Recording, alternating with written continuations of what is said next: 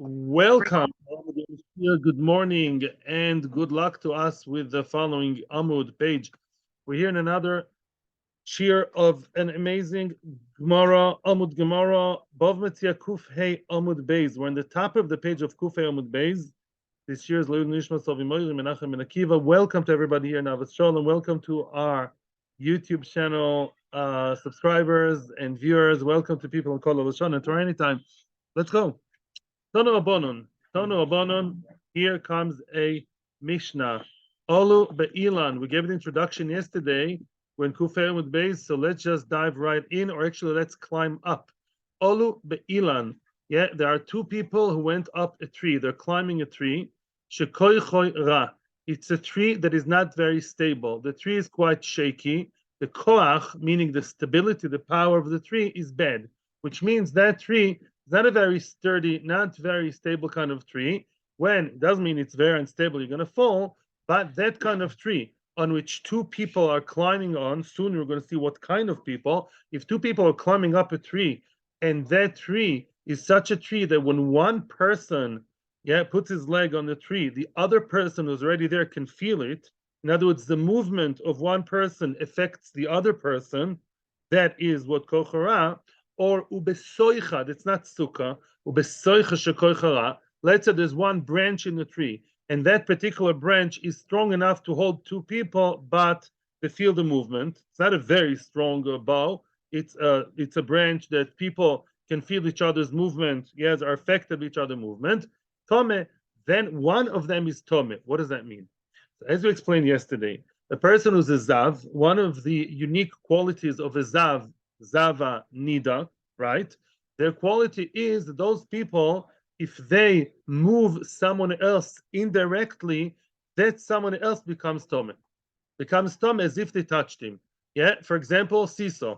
Yeah, let's say somebody's sitting in a boat, in a seesaw, anything not so stable, anything that's movable, that's shaky, and the Zav came in, and when the Zav comes in, you are moving because of his movement, because of his pressing the surface, then you, the Tahar person, you become Tomeh, and vice versa.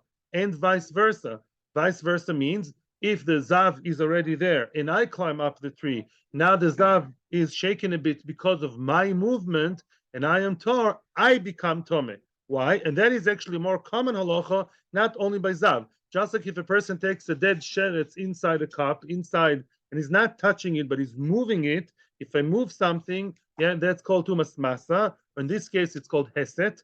Such movements in both directions cause the toher person, the pure person, to become impure, become tomim. Okay, so far so good. So if you're in a tree on a soicha, the Mishnah there brings other examples like a bench and whatever, a fence that are not so stable. Same thing. Hey chidam, that's the end of the Mishnah. Now comes the Gemara to question and investigate. Hey chidami ilan shekoy. How would you define an ilan, a tree, that is not so stable, that its koach, its stability is low quality? Amri dever Rabbi Yanai. Oh, dever Rabbi Yanai. Why is this mentioned here, this whole business? What does it have to do with Metzia? We're now reading through a series of different halachas that have nothing to do with each other, except that the Rabbi Yanai, the yeshiva of Rabbi Yanai, not the academy of Rabbi Yanai, chas v'sholem, the yeshiva of Rabbi Yanai is mentioned in that, in that context. What is the yeshiva of Rabbi Yanai? What did they say? What is the shiur? What's the halachic definition of stable or unstable? They say kol she'en bi'ikoroi lochuk roiva, which means let's take the ikar, which is really the trunk, the stem, the trunk. Yeah. Let's say I'm now basing myself on the achronim, the chochmas manoyach that I saw. It says if you can carve out, if you can basically make a hole in the stem, and that hole would be the size, the nefach, the space of rova over rova, which means more or less 5.5 rova akav. Rova akav, it's a shiur which we've seen and we'll see later. If you can make a hole inside equivalent to the nefach, to the volume of 5.5 kilos, let's say more or less, that is, and yet that's not going to affect the tree. In other words, the tree is big enough, the stem, the trunk. The trunk is so big and strong and wide that if I make that hole in the middle, not going to phase the tree. It's not going to affect the tree in any way. Such a tree is strong enough to be considered a strong tree. And if people climb up that tree, I'm not talking about the weak branches. If they climb right up about top of that, that is called a stable tree. And if the zav is there and another guy is there, the other guy is not affected by the zav. Now, of course, you're going to ask, what do you mean? And the Chazon Ish asks the question, why don't we just, what do you mean? If they move, they move. If they don't, right? Why does Chazal have to give us a standard shiur, right? Let's say, yeah, I can tell you that sometimes the zav is a very thin guy and the other guy is very fat, whatever. Let's say, yeah, maybe they're not affecting each other. So even if the tree is weaker than that and cannot tolerate a hole of four kabim, maybe it's still stable enough. The answer of the Chazon Ish is quite simple. He says, rabbis, halacha lehavdil elf of abdallas like regular law. Halacha likes to standardize everything, and therefore Chazal were kovea that if the tree is so weak that if you make a hole in the middle there, right below the branches, like a square hole of 4 in the middle of the trunk, it will be affected. That is called a weak tree. This zav is very thin or walked up very gently, and he's moving in affect you. Good for you, but the law is the law. Chazal where Goizer even says that that's considered to be a tree that is unstable and you're tameh. Maybe the Rabbanon, Alamaisa, they standardized it, and therefore that's the shiur, that's halacha. If you have an ilan which is more, which you made a hole of rova kav, and it's supposed to be stable, but you did feel the movement, and of course you're tameh. Get what I'm saying? The other way around, obviously. If I'm sitting there reading a book in my secret tree house, whatever, yeah, let's say, and the tree is very big and very sturdy, but here comes the zav needs a diet urgently, and when he walks there, boom, I can feel the movement. Of course I'm tameh. That's not a question. The question is, if I don't feel the movement, yet sometimes Chazal said, listen, we don't view that as a stable tree. Even if you didn't feel the movement, it's considered if you did, and therefore that's it. It's considered as an unstable tree, and you have to now go to the mikveh v'chulei. The good news is you only rishon l'tumah. You don't get the tumah like the zav. You only become one level less, rishon l'tumah, one day and finished. 1 second. How do you define a branch that is weak?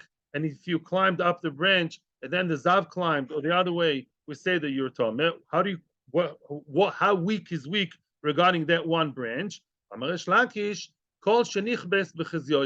Whatever is hiding in the chizyoina as achiza, which means, let's say this is a branch, the cup, and a person is holding it, and if you don't circle it with your hand, it means it's big enough and sturdy enough. But if it's covered with your hand, if with one hug of your fingers you cover the whole thing, yeah, like that, that's considered weak, and because it's too thin, and that's what Chazal say weak. Tosfos says the question, it says, what difference does it make? Again, in other words, sometimes, it can move around very nicely, whichever way. The Rambam gives another pshat. The Rambam says that if you can't move it, not if you can't hide it, let's say you hold the branch in its base and you try to tilt it and you can't. You can't. That shows that is a serious piece of branch over there. You can't tilt it. It's a real strong, sturdy branch. And such a branch is considered strong enough. And if the zav went upstairs, then gezun tahed, as long as you didn't feel the movement. That's a standard that Chazal were kover. Okay? Yes. Questions and comments. Tumah Tahara. Another case, another Mishnah, and that's also to do with Tumah Tahara. Now, a little bit of introduction. There is a concept called base pras. What does the base pras mean? So first of all, as we said, different tumas affect you in different ways. For example, if you come, under the same tent, the same roof with a dead person, that you're in the room and a dead person walks in, you're joking. Yeah, usually it's the other way around. Yeah, you're tameh. Okay, now what happens if there is, what's the shiur for a bone of a dead person to make someone tameh? That's actually one of the 7 shiurim that are midoraisa. Etzem keseoiro. Etzem keseoiro. If you have a barley size of a barley size bone from the dead, it makes you tameh. How does it make you tameh? Not under the same roof. Under the same roof, tumas oil, you need much more than that. But etzem keseoiro is basically what? Etzem keseoiro is something makes you tameh if you touch it, or if you move it without touching it. Now, how about a base of kvaras that is badly done? Okay. How about a base of kvaras that lo aleinu, there was a caver, and the government or some builder or somebody careless actually plowed the entire body, and the whole body is, smashed all over the place and scattered all over the place under the ground. Lo aleinu. And it's a Jewish person. So now there's a big chashash that if such a thing happens, then there are many, many little bones of keseoira or more under the ground. As you walk in such a field, it's likely that with your toe, without realizing, and there's no cobblestones there, it's mamish bare ground. And I don't know how deep they messed it up or didn't mess it up, right? So because with your toes, you may be moving unwillingly, inadvertently, you may be moving an etzem keseoira, that's bad news. So Chazal were goizer, every time you go into Beis HaPras, voila, that's Beis HaPras. There's a suffix Beis HaPras. Let's just now stick to the normal pshat. Beis HaPras means a field in which we know that there was one caver, and that caver is now basically spread all over the place somewhere, somehow. It's all mess under there. And there's a chash, you may be moving with your toes, even with the shoes. It doesn't help. It doesn't matter that you are shod. Lamaisa, you're moving it. You don't have to touch it. So don't ask me that, yeah? Even if you move a stone, as we're going to see, and that stone moved the etzem kesoyer, you're still in trouble. Why? Because lamaisa, you caused it, you caused movement. So now what happens next? Chazal made the gzera. Somebody walked through Beis HaPras. On your way out of Beis HaPras, show your passport. No, you don't have to show your passport. You have to go to the mikveh. You're tameh already. You're tameh. You may be tameh. I'm not now going to the question of 7 days, 1 day. But lamaisa, definitely the person is tameh b'pashta 7 days because he is already av a tumah. That's avi avos, and that's an av. You're real tameh, yeah, and that is it by regular Beis HaPras. Comes the Mishnah now, Tnan Hosom. Here comes the Mishnah in Olos and says, "Hamehalach beBeis HaPras." A person walking in Beis HaPras, al gabei avonim shiyochel lehasit. Let's say the place is covered with stones. There are like cobblestones there, but those stones are not really tightly connected to each other. There's still gaps between them, and as you move them, as you walk, you are moving them. Yeah, maybe they're destroyed. Maybe the kabbalah didn't finish doing his job so well. I don't know. Lamaisa, you may be seriously moving the stones and whatever is underneath them. Bad news already. Now comes, even if you walk to yourself, or here comes the news. Here comes big news. Al ha'odam ve'al behema shekoichon ra. Let's say I take a piggyback. Let's say I ride on the shoulders of another person. Mr. Other person is walking through the Beis HaPras, and I'm the frumi, and I say, I don't want to walk in Beis HaPras. Can I go on your shoulders, mister? I go on the shoulders of another person who is walking in Beis HaPras. I'm like the second floor, and he's the first floor. Or over behema, I ride a horse, and the horse is going through Beis HaPras, and I'm riding the horse. And I think that I am, I found a solution. Depends. Before koichen ra, let's say the good news first. You also want to hear the good news first. If the person is kocho yofe, if the person on top is, some little emaciated chosen, and the person underneath is a bodybuilder. So the bodybuilder underneath, the one carrying the top person, the one giving the piggyback, is so strong and big that the weight of the guy on top doesn't affect him at all. Then, even though the guy underneath is tameh, why? Well, he is really coming into contact with his toes, but the guy on top, no, he didn't go through Beis HaPras because his toes, the top guy, are not touching the floor. And also his weight does not affect the underneath guy. In other words, the underneath guy would walk steadily or unsteadily, touch or untouch, regardless to the top guy. For him to have me on top of him or the little guy on top of him is like carrying a little suitcase, nothing. And therefore, like a little backpack. And therefore, my movement is not affecting the bottom guy. The top guy is not affected by. Then gesundheit, the bottom guy is tameh. The top guy is not tameh. However, questions are please reserved for later. We have to. Shekoichon ra tameh. However, if the person underneath is giving you a ride with pleasure. If the person underneath is affected by the top guy, which means the underneath person, every step he's making, yeah, is affected by the weight of the top guy. Now, this is not Zav. When I'm saying affected by the weight, don't confuse with Zav. It's Pashat, a logical idea that when every step he's taking with his toe touching the bottom floor, he's affected by the top guy. It's like by Shliach, we have Yada Arichta, that's Ragla Arichta.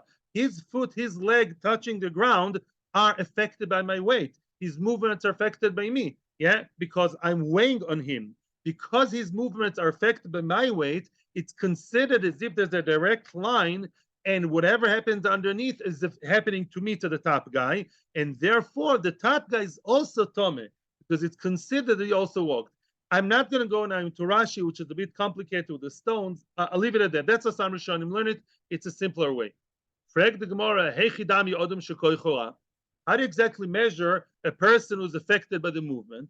Yeah, I gave you very extreme examples. You know, maybe the bottom guy is a weak guy, very thin, and very sagging onto the shoulder. And the other guy is a strong bodybuilder. What happens to anything in between? How do you exactly define? Yeah, how do you define somebody who is so weak that his movements are halachically considered affected by the top guy? It's ki'ilu the top guy is moving because he's like cruise controlling the whole thing. Whoever, yeah, whoever, if the bottom guy has a roichev on top of him and his knees are knocking, yeah, knock knees, yeah. In other words, if mamish his knees are knocking, that's serious. He's really affected by the top guy. That is considered the halachic measurement, the halachic shiur, for really considered as if the top guy is underneath. Yeah, because without me, he'd be walking one way. With me, he's walking another way, and the weight is sagging, is weighing on him. And therefore, his movement is like my movement, and therefore it's as if I touch the bottom area. How do you define an animal? Because the same idea exactly is also about an animal. An animal is down there. I'm riding on the animal. An animal, by the way, doesn't become tameh anyways. Yeah, but if the animal's hooves are directly connected to me through what? Through me pressing on them. If I press on the animal and that's pressing on its feet, on its hooves, and that's pressing on the soira, on the etzem kesoira, it's as if I touched all the way through. How do you define the behemoth that's affected by me? Bingo, here they are again. Whenever there's somebody on top of it and it's doing what it's doing, if it's making it's basically toilet, excuse the language, yeah, then while somebody rides on it, it is being excused. That means that the behemoth is like suffering. The behemoth is like unstable. Yeah, usually they stop and then they do it. So while you ride, it's doing the glolim. Yeah. So then we consider that to be a weak behemoth. Before I ask your questions, let me clarify one thing. Tosfos and many Rishonim ask the question, what do you mean? A behemoth, I understand, does not get tumah. A live animal never receives tumah. Never susceptible for tumah, as you said very nicely yesterday.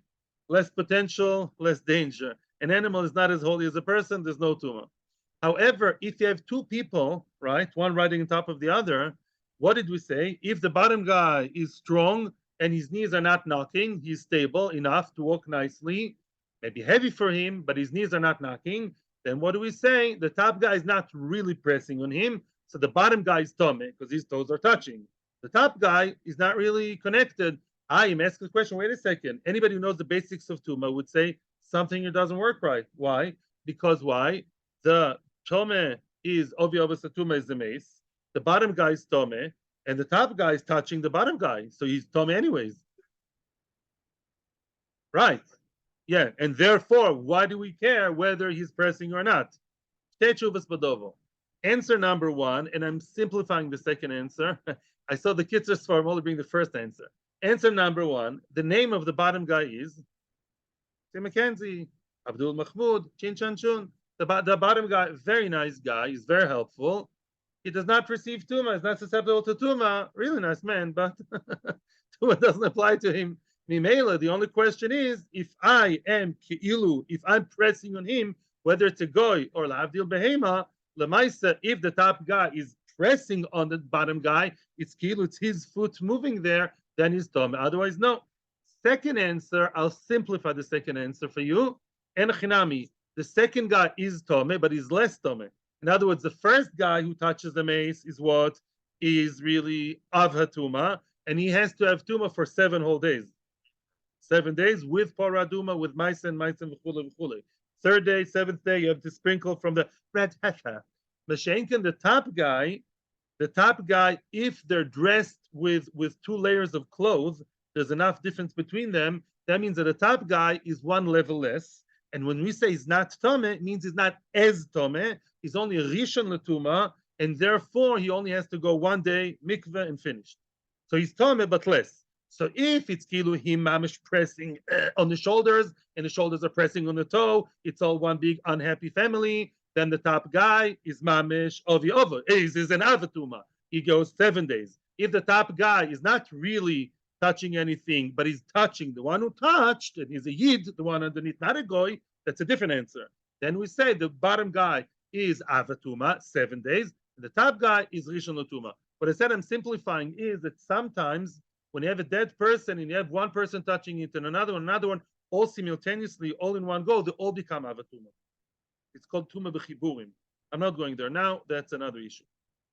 Here we don't say Tumah B'chiburim because they're overdressed. Okay, I'm leaving it at that. Amri Dever Rabbi. Now we're going to learn halachos of Tefillin, but questions, a little bit of question, and then we go. Weiter. Okay. Letfila, yeah. Letfila uletfilin, yeah. Amri Dever Rabbi. Okay. Letfila v'letfilin daled kabin. When it comes to tefillah, davening, and tefillin, you know what those are.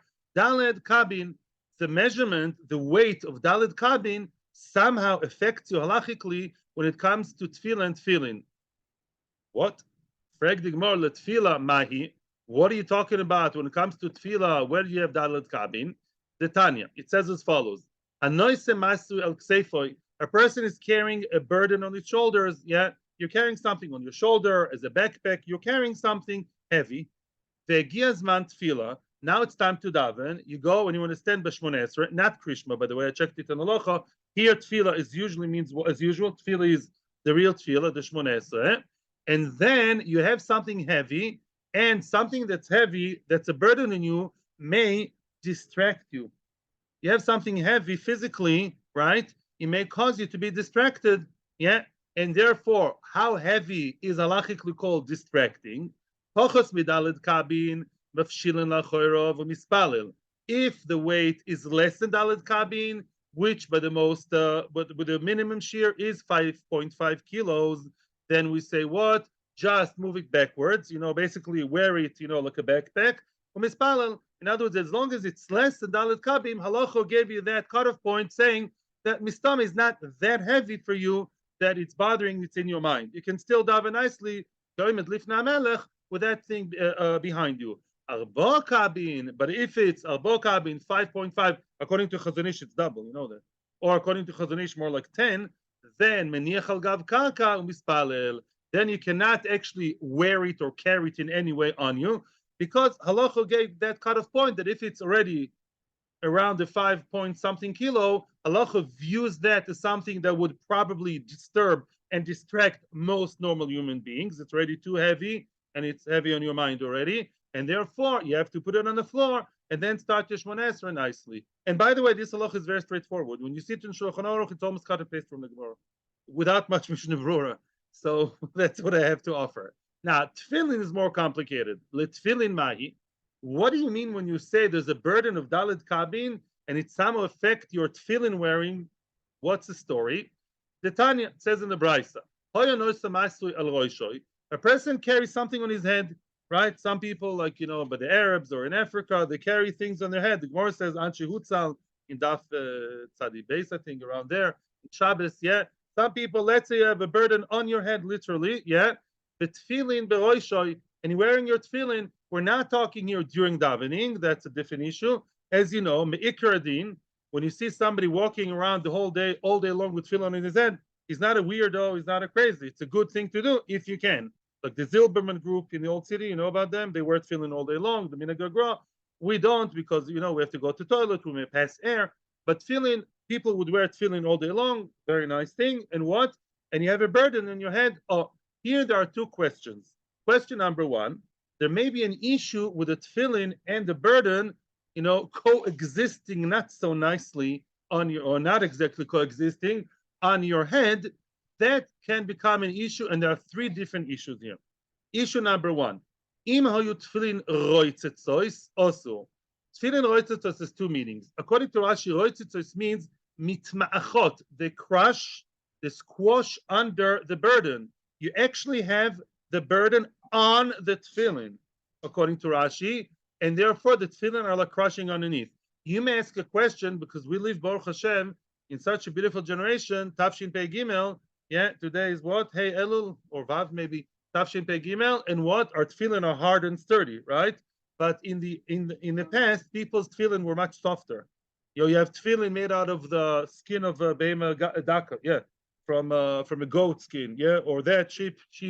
It's much softer. In other words, sometimes tefillin under the burden would just, squash a little bit. It's also, it's obviously very disrespectful to have something on the tefillin that noch smashes them. Even if it's not smashing them but a little bit is already, lo matim. The imlav mutar, and if not, then it's okay. When do you call it smashing? When don't you call it smashing? In other words, obviously, again, if you see the chas crushing, I'm not talking about that. The tefillin are, you're not so clear if it's crushing or not crushing, if it's squashing a little bit or not. So, which masui do you consider as heavy enough? Guess what? The masui shell are boas kabin. If the masui is that 5.5 kilo, the dalit kabin, then halacha considers that as that's already too heavy on the tefillin, even if you don't feel that. And by the way, that applies today also with the hard tefillin. Which brings me to the other pshat. Another pshat brought down in the Rishonim and in Shulchan Aruch is roitzitzos means that they are not squashed under the burden, but rather they are like being constricted to a smaller place. In other words, let's have my tefillin here, and the weight and everything else is all the other space, is taken by the other thing, and it leaves very small room for the tefillin. They are in the right place, but in a way that squashes them. Let's say the tefillin had more room, and some of the room now of the tefillin is taken by the, it pushes away the tefillin to a smaller place. That is not a problem of squashing, but it's disrespectful. The tefillin, I assume, I don't know why, the reason tefillin has to have big enough space, but if you put the tefillin in a place that is like, like crammed, like, people in a ghetto, crammed together in a space that's too small, the tefillin don't have to have a guest called, I don't know what, someone's, I don't know, shirt, whatever that is, it's not matim. And therefore, and dalet kabim is considered something that pushes it away in a way that is not matim, not good. Now, that is the first issue of roitzetzois. Now, another issue. What would be, now, by the way, one solution, what do you do if you have to carry dalet kabim? Either take it off your head, right? Or arrange the weight of dalet kabim. You have a big parcel to carry in your head, and your hands are taken, and you have your tefillin, the parcel here, and you can't put it. So just rearrange it, put the tefillin on the side, or put the thing on the side in a way that they won't disturb each other. Otherwise, don't do it. In other words, put the tefillin in the right place. Or you can even move the tefillin a bit. You're not yotze tefillin maybe, but at least it's not disrespectful. Put the tefillin here and the burden there, and somehow they'll coexist. That is okay if it's a regular heavy thing. It's too heavy to be together, or it's on top of it. That's not mechubad.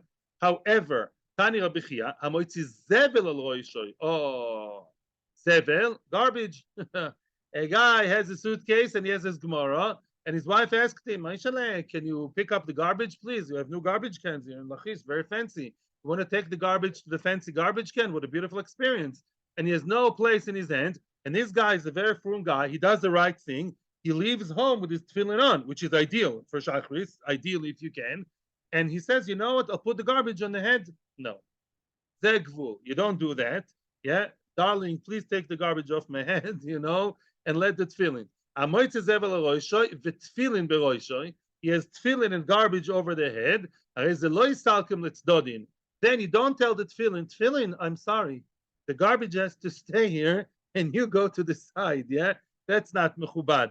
Or maybe take the top tefillin, the tefillin shel rosh, the garbage has to stay there. The tefillin shel rosh, maybe you should tie them like a belt on your musnaim, on your hips. Yeah, you don't do that either. If they should know ben minig bizayin, I'm sorry, that's tefillin. You don't, tie your tefillin like a belt, chas v'sholem, and you don't put them on the side because the heilige garbage has to be there. Aval. So what do you do? Let's say you really have no choice. You have to take the garbage, otherwise they'll fire you from work. She'll divorce you. I don't know. You have to have the zefel on your head, and you have to have tefillin somewhere. So what do you do? Aval koishrom al zroy oy bimkom tefillin. Oh, you have to tie it on the tefillin shel rosh. You tie it on your hand. Interesting. Yeah. In other words, that's a nice trivia question. Yeah. When do you put the tefillin shel rosh on your hand? If there's no other place to put them, the garbage has to stay there. You have no choice. Otherwise, the tsar is going to kill you. I don't know. Yeah, whatever. Now you have the tefillin on your head. You don't relocate them on the head next to the garbage. Still lo matim. What do? You don't have anywhere else to put them. You tie. I don't know, the same hand with the tefillin sheliad or the other hand, but you put them on the hand as more or less the same way with the tefillin sheliad. It's Rashi says it's self tefillin sheliad. Excuse me, I was wrong. I mean, yeah. You tie them next to the tefillin sheliad. I guess that's a respectful place for the tefillin shel rosh to be next to the friend's tefillin sheliad. I didn't see much here, the reasons, the ashkofa, the Indian, but put it next to its good friend, Mr. Sheliad. Together they'll have nice time. Then you take the garbage, put it in a fancy bag, and put the tefillin shel rosh back in their natural habitat. Okay. Mm-hmm. Depends if you had in mind or not. If you knew you took them off knowing you're going to put them on again, and you didn't go to toilet in between, then you put them without a brocha. But if there was a hefsek, then you don't make a brocha. Weiter. Aval, yeah. Mishum devei Shila omru. In the yeshiva of Shila, what did they say? Amud, they said in yeshiva devei Shila, Amu afilu mitpacha shelen oslo niach al roish sheyesh bo tefillin, which means Tana devei Shila says like this. Let's say you have to put something on top of the tefillin, meaning not next to the tefillin that squashes it, not next to the tefillin way that leaves them less space, right? That was number one. Not garbage. You just want to put something on top of the tefillin. On top of the tefillin. Afilu mitpachas shalohen, mitpachas shel tefillin is basically your tefillin bag.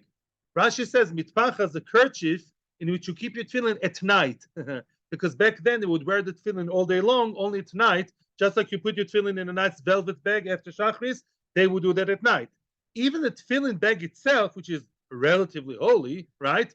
Even that you're not allowed to put on the head, sheyesh bo tefillin, but I understood from Rashi, from halacha, means on top of the tefillin. You're not allowed to have anything on top of the tefillin. It's disrespectful. Just like you can't put anything on a book. Am I allowed to, on a sefer, I meant to say. Yeah, can I put the teacup on top of a sefer? Chas v'sholem. So too, you can't put it on the tefillin, even though it's something to do with the tefillin. The kama, how much of that you shouldn't do? How big should be the thing that the masui you're not allowed to put on the tefillin? Amar Abaye, afilu riva de pumpedisa, even very small, even a quarter of a liter. They say pumpedisa. That's some small measurement. Even something very small, you cannot put on top of your tefillin because it's disrespectful. There's an exception to the rule. There's an exception to the rule, and that is things that are usually on your head, such as a hat. People may ask, I see the very nice Frum Haredi Yeshiva Bachrim. They wear the tefillin, right? And sometimes actually they wear the hat behind the tefillin. But let's say they go near the garbage. I'm not joking now. What do? You're supposed to put your hat on the tefillin. It's actually covered for the tefillin. So anything that's normally on your head, such as a hat or a thing like that, a baseball cap, that is normal to put on the tefillin, that's a normal place. They're both headgear. It's not considered something out of place that I plunked on my tefillin. That's where it's supposed to be. Mimela, that's not considered to be disrespectful, and you can have it. Don't rely on me, halacha lamaisa, ask your rabbi, but I'm just giving you the general guidelines. It's all in Siman Mem Aleph. In halacha, you can look up Hilchot Tefillin, Siman Mem Aleph. There's only one one sieve over there, you're welcome to see, but that's basically the rule. So again, you have to be careful not to wear anything on your tefillin. Don't wear anything right next to your tefillin in the way that the tefillin are squashed into a small place. Definitely not squashed underneath. And also, if it's garbage, it's even worse. You can't bechlal put them even next to the tefillin, even if don't squash and then don't da da da. Garbage and tefillin, chas v'shalom, don't go together. You take off your tefillin and put them, you either hold them or put them by your hands on your bicep. All of you, the last session of questions now. We are in the second wide line, and we have an entire studio ahead of us. All of you, my kitzva bekri. Let's remember now, let's refresh our memories. What did our Mishnah speak about before this entire list of interesting halachas we learned? There was a Mishnah. What did the Mishnah speak about? What happens if an Oris wants to throw the towel and say, I'm giving up? I can tell last year was so, excuse the pun, garbagey, and I'm planting, I'm working, and I don't make enough, and therefore I'm not interested in continuing. Can the Oris give up? The answer is depends. Depends. If the land made last year, and we assume next year it's going to make a kri. How much is a kri? We said 3 same or 2 same, right? Remember? Then we say you still have to continue. The show must go on because the risim always write to the balabatim, I will do this and that and the other, and I'll come up at the end of the process with this beautiful climax of a kri. So you have to produce a kri. You don't like it. That's if you can still make a kri, or so it's assumed. Let's assume next year will be not worse than this year. You'll make a kri. You have to continue. That was Tanakama. Rabbi Yehuda didn't like it. Rabbi Yehuda in the Mishnah said, no. Why should one kri, which is 2 same or 3 same, let's say, why should that be the same size for both a field of kilometers over acres and acres and a small garden? Doesn't make sense that the same size will apply to all sizes of fields. And therefore, said Rabbi Yehuda, kedei nefila. What's kedei nefila? It says depends. However much a person, let's say last year, there was enough, what's his name? Enough grains grew in the field. Not many grains grew. It was a bad year, and that's why it's given up. He's a defeatist, the Oris. But Lamaisa, now some grains grew. Enough grains for nefila. Nefila means not to fall, but to drop, like lehapil in Hebrew means to drop, to make fall. In other words, to sow. If there are enough seeds to sow in a way that's normal, how normal is normal, we're going to see, depends on the size of the field. If there's a reasonable amount of seeds that can still be sown in the field, then we say the show must go on and you have to continue. And that depends on the size, of course. There's X amount of grains per X amount per Y size of a land, So then if you have that amount, that formula, that ratio, you have enough to sow, what's called normal in the world of agriculture, then we say do that and continue. If there's less than that, then we say, okay, you can give up and not work next year or so. It's all very nice that you have this, sliding scale, but how normal is normal? What do you call normal amount of zorea, of sowing seeds per X amount of land? Well, what's the ratio? It'll be a machloekes. It's not really a machloekes. It seems to be machloekes, really it's not. Rabbi Ami Omar Rabbi Yochanan. Rabbi Ami was a Talmud of Rabbi Yochanan. They lived in Eretz Yisrael. Rabbi Ami quoting Rabbi Yochanan, Arbo Sein Lekor. Oh, that's confusing. How much is Arbo Sein? Remind me, people. How much is the seah? A seah is what? A seah is 6 cup, is 8.3 liter. So what? So Arbo. So how many sein do we have? We have take 8. 8 times 4. 8 point something times 4. 33 plus, 33 kilos, lekol. Now, kol here, that's confusing. Kol here is not the size, is not the amount of grains. Kol here is the size of a land. There's a size of a land called Beit Kol. If you remember, there's an entire parak in Bava Basra called Beit Kol. Beit Kol basically, and I don't have time to go into the cheshbon now, it's 50 amas over 1,500 amas. 50 over 1,500. That's what Rashi says, amos. 1,500 amos over 50 amos.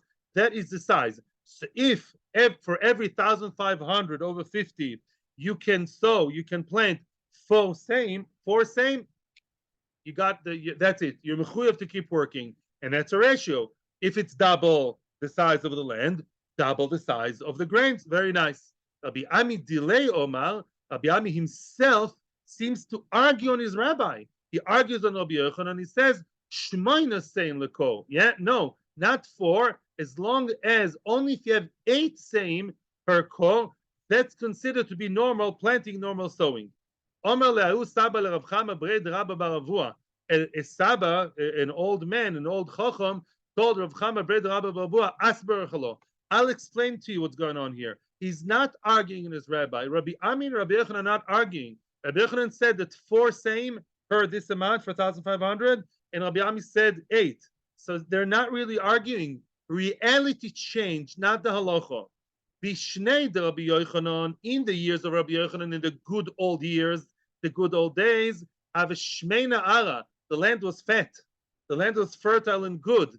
And therefore, because the land was fertile, if you just plant 4 same, you get a lot. You get many more grains per stalk. Every stalk would actually get you more because the quality was good, the quality of the ground. Bishnei de Rabbi Ami have a khisha ara. In the times of Rabbi Ami, that's one generation later, Rashi says the oilam niskalkel, the world got destroyed. The world is, the world is coming to its end. Because the world is now, the earth is of less quality, mainly in order to produce a big amount, you need a bigger amount. Less quality, more quantity. What? And pollution. Pollution already then, I guess, right? Tanan hosam. So basically, it's either 4 same or 8 same. The Gra has a girsa kabin, but the normal girsa is 4 same and 8 abesoim or 8 same. We don't have time now for Toysfus. Toysfus says a different shot over here, but we're not mentioning it for now. Nan hosam, a Mishnah that's related to what we've just learned. That Mishnah is a Mishnah from Maseches Peah. Remind me, please, what are the 3 mitzvahs to do with poor people in the field? There's Peah, to live in the corner, right? There's Shikha, you forgot a sheaf, you forgot something, even while it's growing. And the third one is Leket. Leket has nothing to do with forgetting. People confused. Leket means as I hold the sheaf in my hand and I come with a sickle, if the first many times there are stalks that fall from the person's hand, yeah, and then if they fall there, the first 2 stalks that fall, all the stalks with the grains, they go to the poor people. You didn't forget it. You know that it's there. You're supposed to leave it for the poor people. From the 3rd one onwards, it goes to Baal Habais. Now, nanosum. Oh, look what happened. The person has all the stuff collected in the ground, and plus the leket. Yeah, everybody knows that certain shiboilim, that some of the sheaves of the stalks are leket. They're on the ground, waiting for the anim to take them. What happens all of a sudden? The oimorim, all of a sudden, wind came, big wind came, and it now basically made the balabaises omrim, which were already separate on the side. The balabaises omrim, sheaves, yeah? All these sheaves that were in the corner, and while the stuff waiting for the anim, very nice, it's a good balabais, he made everything stay there for the anim, the stuff that's supposed to take. The wind came and blew the oimorim, the sheaves, all over the what's its name, all over the anim stuff, and disconnected everything, messed up everything, dispersed everything. You don't know how much the anim are supposed to get. In other words, the anim stuff waiting for them is all covered by blah. Now it's all one big mess. No, go look for a needle in a haystack. Look for the leket in the haystack. How much are they going to get now? We don't know. The anim come, hey, where's our food? We don't know how to assess, how to gauge, how much they're going to get. How much are they supposed to be getting? Says Tanakama, oimdim. You have to measure. You have not measure, you have to assess, you have to evaluate. Bring experts, and they should evaluate how much that field would, how much leket, how many 2 stalks from falling, that field would make. Oimdim oiso kama leket ruya lasois.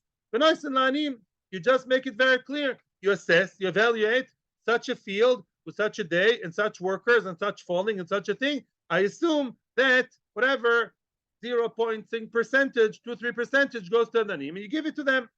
Rabbi Shimon Gamliel, no, Rashbag says we don't have to reassess every time. Rashbag says no, we have a standard. We standardized it. We don't have to every time bring the evaluator, a guy to start, assessing how much this field under these conditions. There's a standard amount. Noisen lanim kedei nefila. Now here nefila does not mean sowing. Nefila means to fall. You give the anim the amount that it makes sense that from X amount of grains of produce, there's always a standard amount, a small percentage that is logical and sensible to say that it fell and it's like it fell from the hands of the reapers of the harvesters and is now on the ground. It's a standard thing. The kama kedei nefila. How much is that? Thank you, Reb Shimon Gamliel. Halacha is Reb Shimon Gamliel. Reb Shimon Gamliel, except for 3 cases, halacha is always like him in the Mishnah. Yeah. So Reb Shimon Gamliel, we follow him. What's the halacha? He also Rav Dimi Omer Ablozo Vitem Rabbi Yochanan. When Rav Dimi came, where? Rav Dimi came from Bavel, from Eretz Yisrael to Bavel. Rav Dimi was one of the Meroim that transmitted Torah information from one yeshiva to the other. That was his job. So Rav Dimi came from Bavel, from Eretz Yisrael to Bavel with the news, and he quoted Rabbi Yochanan, the great sage of Eretz Yisrael, Arbas kabin lekor. For every kor in the field, there's 4 kabin. How much is that? You have to make the cheshbon. A kor is 180 kabin, if I'm not mistaken. A kor is 180 kabin, I think so. Yeah, so 4 kabin, yeah, 480th part is that. Now comes the question, wait a second. Yeah, makes sense. It's not a lot, but not tiny. Yeah, 180th part times 4. Yeah. Now, wait. Frag the Gemara, boy Rabbi Yirmiyah. What's Rabbi Yirmiyah's special trait? Rabbi Yirmiyah was always a very yekish amoira. He's always asking the very exact fine details. Rabbi Yirmiyah was the genius in math. By Rabbi Yirmiyah, lekor zera or lekor tvua? What do you mean 4 kabin for kor? Kor of what? Kor is the biggest amount. How much is kor in a kilo? Kor is 248 kilos. Oh, wow. Almost 250 kilos. According to Chazon Ish, 430 almost. Wow. Okay, very nice. When you say kor, what do you mean? Lekor zera or lekor tvua? Do you mean to say a kor was planted originally? So now every grain from that kor has an entire stalk. You know how many grains are in one stalk of wheat? 15, 30. I saw different numbers online, yeah? In other words, so it's 15 times over kor. The kor was planted, yeah? Now from that kor, much more grew, hopefully, right? From one grain grows a whole stalk of 15 times over. It's now 15 kor, let's say, yeah? Out of that, you take the arba kabin, you assume, or lekur tvua, or do you mean no? Kor is the final result. Kor is what you actually harvested. You put in much less, yeah? It's a huge difference. You're not telling me. And also another question: lemapolis yad or lemapolis shvorim? If you want to tell me that the kor is what you planted, what you sown, then there are 2 ways to plant a field, to sow a field. There's one regular and one super high-tech state-of-the-art. The regular way is lemapolis yad. A person walks and he sows the field with his hand. He throws the seeds into the ground. But Polish farm is a very, very high-tech, state-of-the-art thing. You take some bulls and you have like a sack behind the bulls, a sack or another contraption, they say, and you have holes there. And as they walk, the things fall from the grains, the seeds, they fall from the sack behind the bulls. And that way you can sow much more, much quicker. Yeah? What? Less wastage. Less wastage, why? More accurate.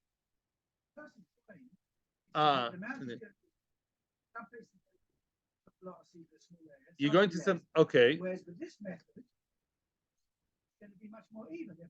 Oh, the Polish shvorim, you get many more seeds in one place. The difference is a person that sows, he sows it and he scatters it in a, one seed here, one seed there. Yeah, one seed there, one here and there and the other, haphazardly. Masha'enken with the shvorim, it's all falling in one place, more concentrated. So now the question is, wait a second. If it's a kor that you planted, was it planted with people or with shvorim? I'm asking what's the difference. A kor is a kor. I broke my head until I found, actually, I saw it in the art scroll, quoting the Ravid, then I saw the Ravid inside.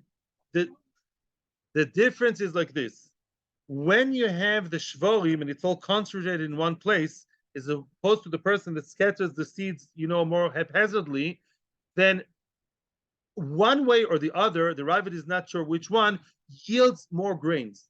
Either when they're more stuck together or when they're more far apart, each stalk has more room or less room to yield more grains. That's a question. So so that's a question which we don't know. Toshma, the Chiosa Rabbi in Omer Abu Amar Belozo. Rabin also came from Eretz Yisrael to Bava and vice versa to give information. V'amri Omer Rabbi Yochanan, Arbas Kabin Lekor Zera. There's the answer, which means out of if you planted in the field a core of zera, and then how much grew? Hopefully 15 times over, 30 times over, yeah. But however much grew, from that you take 4 kabin. That's not a lot. It's not a lot. It's even less than 180. It's a small amount. We still don't know whether that core planted that gave us, that yielded so much, is that the core planted by human beings or planted through the oxen, and some of them give more than the others. And it's a teiku. We don't know. But at the end of the day, let's just summarize what we do know. What do we know? A person was all messed up. He wants to give tzedakah. He wants to give leket. All the leket is, there lying on the field. Came a big avalanche, one of those, big winds, big hurricanes, and poof, everything, all the other grains, all the other stalks are all heaped and all covering the stuff for the anim. You don't know how much. Says Rabbi Gamliel, don't worry. We have one standard. What is the standard? For each field that a core was planted in, and I made much more, for such a field in which core was planted in the ground, the grains, that from that you have to take 4 kabin. Now, we still have a question. Was it planted by human beings or by shvarim? Because some yield more than the other. We made it to the Mishnah. Thank you very much. Atzlocho Rabba, v'chol tuv, v'chol inyonim, to everyone here now, v'sholem koilel, all the beautiful people over here, and thank you to people in Turning Time Kol Lashon in our YouTube channel. Atzlocho uvrocha, thank you. New Mishnah tomorrow.